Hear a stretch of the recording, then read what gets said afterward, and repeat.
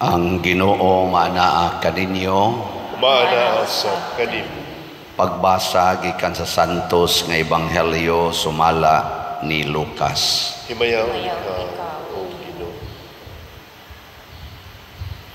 Dihay pipila kanila nga naghisgot bahin sa templo kun unsa kini katahom tan-awon nga gidayan-dayanan sa maanindot nga mga bato ug sa mga gasa nga gihalad ngadto sa Dios. Unya mingon si Jesus, kining tanan nakita ninyo apan moabot ang panahon nga walay bisan usa ka bato nga mahibilin sa nahimutangan niini, ang tanan tumpagon gayod. Magtutudlo nangutana sila, kanusa ba kini mahitabo? Ug unsa man ang ilhanan nga nagpaila nga moabot na ang panahon nga kini matuman. Si Jesus miingon, pagbantay kamo ug ayaw kamo palimbong, kay daghan ang muanhi sa akong ngalan nga mag-ingon, ako mao ang Kristo, ug moingon usab, miabot na ang panahon. Apan ayaw sila tuuhi. Ayaw kamo kahadlok kung makadungog kamo mga gubat o mga kagubot, kay kining mga butanga kinahanglan nga mahitabo gayud pag-una, apan wala kini magpasabot nga duol na ang katapusan. Mipadayon siya pag-ingon, ang usa ka nasod makigubat sa laing nasod, ug ang usa ka gingharian mosulong sa laing gingharian.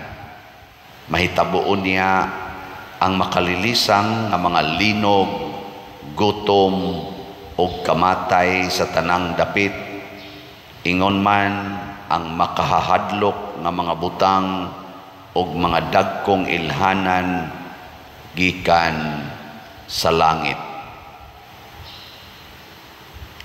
Ang Ebanghelyo sa Ginoo. Daygon ikaw, O Kristo.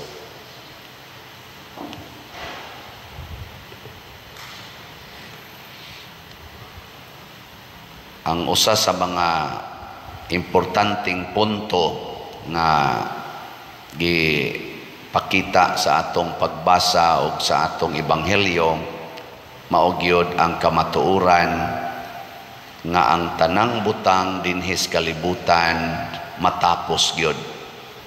Nindot ug bati, buangon ug buutan matapos gyud. Sa naman mo diya? Andam na mong matapos? Sige, lingi ay mong tupad. Ing na matapos ra gyud ka. Lagi. Nya, purti na tong paningkamot, purti na tong trabaho, purti na tong ampo, ang kuyaw, mo ni ang kuyaw, sige tag trabaho, sige tag ampo, aron dili ta matapos. Mao nay kuyaw kaayo, mao na ingos Kristo, ayaw mo palimbong, basig malimbungan mo, nga moingon ako si Kristo, pasabot din ako matapos.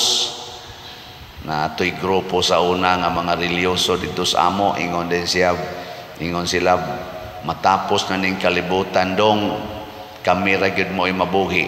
Ngano man noy, kamao maming mo puyo, bisag wa nay pagkaon, mukaon ra mamigbas, mukaon ra mi anang mga bato kana mga unsay naa diha, nya di na gid mi mamatay. Mo na apil gid mo aning among grupo aron dili na mo mamatay. Nangilad na. Ay na lang yun. Nasa uban karon mangilad ingon sig tukod kita, magtukod kita maayo og mga nindot nga infrastructures, kanang yung lig-on gyud kaayo nga mga infrastructures, kanang earthquake proof unsa pa na diha, tukod tag mga aircraft nga moabot ngadto sa laing planeta aron makabalhin-balhin na ta nya din ata mamatay. ingos Kristo ayaw mo palimbong ana, mga matay ra na sila. Mamatay ra gid ta. Nya unsa may kapuslanan, sige tagsimba, mamatay ra gyapon. Sige tagtukod aning atong kumbinto, gamay para ba kay taghalin sa SBF dag. Nya mamatay ra di ay gyapon. Tukod tag kulumbari, ay noon butanganan sa nasyas patay. Ana unsa may kapuslanan, magbinuotan ta, parihara man di tas mga buangon, mamatay ra man di gyapon ta. Mo nang gisumpayan diri sa unang pagbasa panahon pa ni Propeta Daniel. Wala pa matao si Kristo ani. Niingon si Propeta Daniel, dunay gingharian ug hari nga moabot nga ang iyang gingharian dili matapos og dili siya mamatay, siya maoy mugunob sa tanang gingharian sa yuta, papaso niya ang tanan nya, siya na maoy magpabilin kadtong bato nga giluka dili sa kamot kung dili pinaagi gahom nya, mautoy ning dugmok atong bulawan katong dako nga larawan nahimong abog og napadpad. Nya kinsa maning maong gahari og maong gingharian, mao na ni ang gingharian sa Dios. Ang hari mao si Kristo nga nagpakatao. Nya sa atong paningkamot kining atong pagsimba, kung nakasentro ta ni Kristo og nagsunod ta ni Kristo, nisaad siya, dili na gyud mo mamatay. Sige, lingay mong tupad yung nasuod kang Kristo. Ana. Kinsa may suod ni Kristo? Una, kana yung nahigugma sa kakabos, nahigugmas kapobre, wa maglikay sa kapobre. Kana mo na unang suod ni Kristo. Kitang tanan nga magsigig paningkamot nga madato, patay kita. Di natasuod ni Kristo. Kay matod pa ni Kristo, you cannot serve two masters. Di mo pwedeng mo serve sa Ginoo o sa kwarta. Nya mo ingon dayon mo, Padre, minilyon man ang imong kuan, gisigihag sulisit, dagko makinastanan. O nya, nahigugma na kas kwarta. Dili na maoy sulbad ana. Pwede tag mangayo og minilyon, mo solicit og minilyon, mo tigom og minilyon, pero dili na nato tigomon aron lang mahimong milyon or billions or trillions, kung dili para ipanghatag sa mga kabos. In short, ang ikaduhang requirement, mahigugmatas mga kabos. Muna din sa atong parokya, sige pataron og pamaligyag si Tio, kay atong ayuhon ang mga balay sa mga kabos kaayo. Atong ayuhon. 7 naman to'y atong naayo, no? Nya, sa 60 ang atong target sa original nga si Tio, nga 40,000 pato ka slots. Nya, kay nangambisyon man ta nga ang 80 ka balay nga nang-apply sa more or less 80 ka balay nga nang-apply sad nga ayuhon ato sang iapil, mao nang napun-an og 24,000, nahimo ng 64,000 ka slots nga si Tio. Nya pila na may atong halin as of yesterday, nahalina na tag 39,086 ka slots, 24,914 slots na lang ang available. Pakpakan na to ang namalit ni ini. Mahurot gini kahalin, human gini nato ang tibuok 140 kabalay, more or less. Unya nining atong si Tio, ato nang giusab ang atong challenge, dili na 60 slot challenge, kay pagka sa 60 man to nakog edad karon, dako na ni atong challenge, 300 slot challenge or tag 30,000 kada challenge. Para unsa man tungod kay ang atong budget sa kada balay nga atong ayuhon sa ato lang experience aning 7 ka balay mo average siya 30,000 kada balay labor and materials. Nya pasalamat ko kay pag-announce na ko adtong Domingo nga naatay 300 slot challenge na adayoy ni palit nya niabot na ang atong nadawat og 12 ka 300 slot challenge. Oh, pakpak. So naanay ni angkon og 12 kabalay. Ninduta no. Kamo mo angkon pa mo diha. Tag 300 slot challenge. Nya kini siya ato ni siyang gibuhat aron pag gamit sa kwarta sa paghigugmas mga kabos, paghatag og kalipay sa mga kabos. Kay matod pa ni Kristo pag-abot niya, mianhi ko aron pagdalag maayong balita ngadtos mga kabos. Og kinsa tong naay kwarta, nagtigom og kwarta, bulawan, plata, sa patungo sa tumbaga, pasabot mga valuable things dinhis kalibutan, unya gamiton para sa mga kabos, dili pagpatay sa mga kabos, dili sa pagdaog-daog sa mga kabos. Kay kasagaran ra ba aning magtigom tag kwarta, ang atong buhaton, atong higugmaon ang kadato, attach na kaitas pagkadato, hangtod na lang maghimo na tag mga kanang gitawag natong illegal activities para lang yun madato, unya dayon gamito nato ang kadato pagguba sa kinabuhi o pagdagmal sa kinabuhi sa mga kabos. Kanilang drugas, kaning drugas ba purting daghanang nadato ani ni kalma-kalma naman tatong atong drugas karon ra ba na nasad sugod na sang mga tulis, sugod na sang mga kidnappings, sugod na nga naman kay magsige lagi jog paningkamot ning dautan niya ang madaot ang mga kabos, ang musigang mata dayon ang mga kabos, ang mukagot nga ngipon mga kabos. Daghan na sa dinya kayo maglakaw-lakaw din nga managtap-taps naong kay hadlok na kay gahayag mura nag mga Dracula ana. Luoy kayo og tungod ni sa mga taong nahigugmas kadato og wa mahigugmas mga kabos. Mao nang kitang niya sa simbahan nagsunod ni Kristo ato gyung higugmaon ang kakabos ug mga kabos. Ikatulo, ang nagsunod ni Kristo nagdumot sa sala, kontra niya ang sala. Ngilingay mong tupad ingna kontra ba nimo ang kasuko, lagi ka ingna kontra nimo ang kasuko o amigo mo.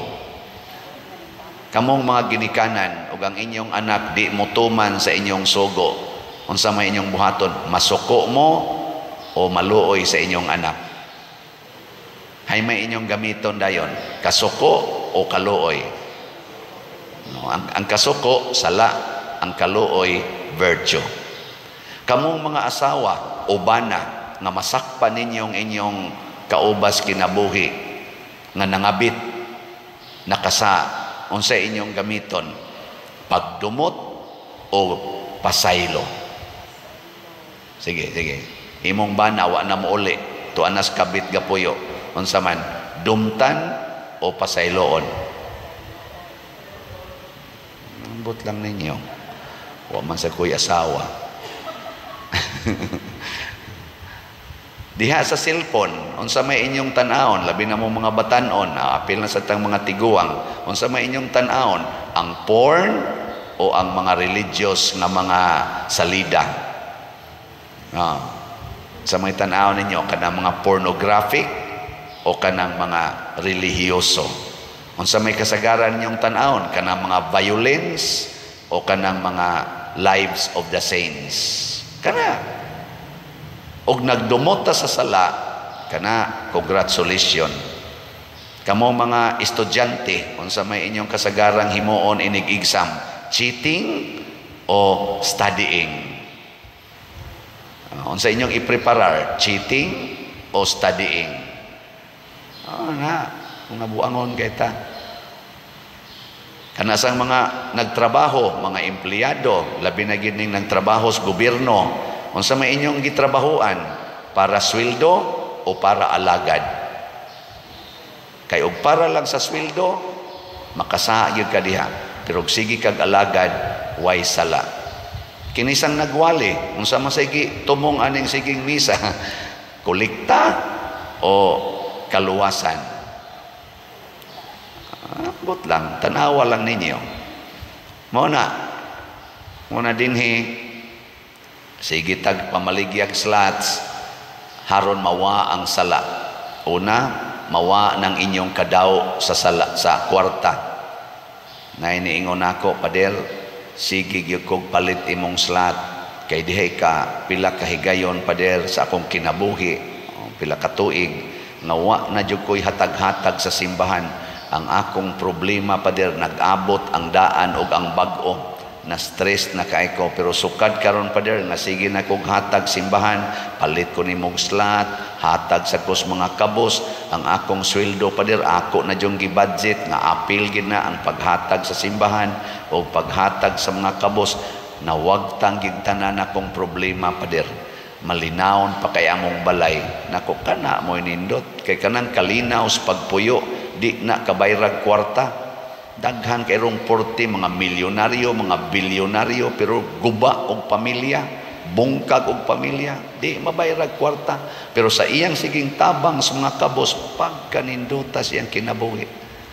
Napasagoy usa niingon, pader, stage 4 na ko cancer. Sa una, pader, no, 40 ginakong paningkamot aron dili gyud ko mamatay. Pero karon, pader, excited na kay kong mamatay mo nang sige jud kong palit og slot nimo nako.